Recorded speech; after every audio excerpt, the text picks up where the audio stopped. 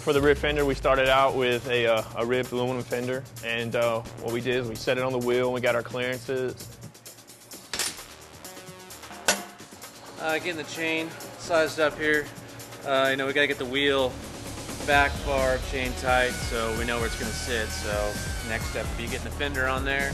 Kind of centered it up on the frame, seeing exactly where we wanted it at. Keith cut it down to size pretty much and shaped the back end of it real nicely. We kind of mounted that together to frame with the grab bar, which Drew worked on. Making the grab bar for the Sport Track bike. Christian wants some holes drilled in this. So doing each of these 1 inch apart, total of 9 holes.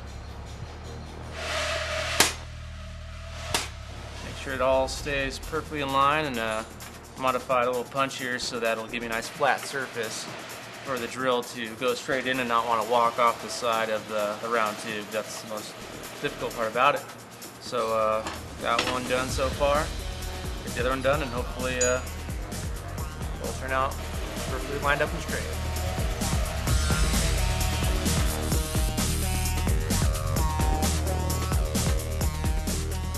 What do you think about that?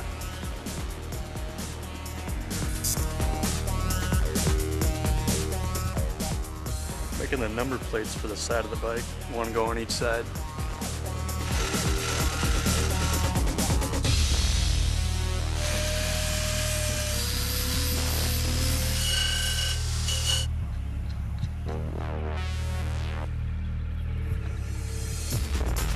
Yeah, it's just the actual pin right here.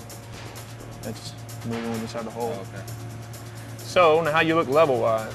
Right now what we're going to do is we're going to put this other number plate here on the left side of the bike. We're going to try to match it up with what Steve's already done over here on the right side, and then come back over here and do that side as well. We took the same shape as the number plates, the oval number plates on the sides of the bike, and took a little 6-inch H-bomb, cut a third of it off, and used that as the bucket, and then mounted a light on the back of that number plate, a little 1.5-inch light, and the number plate will get covered in leather, and the light will shine through. So it is a number plate, but also functions as a light. In order to make the headlight mounts, we just took some 1/2-inch round bar and bent it around the rest of that H-bomb to give it the right curvature, and cut 4 sections out that were all the same length. Welded bungs into the end and made them into like a little bent triangle. Worked out pretty good.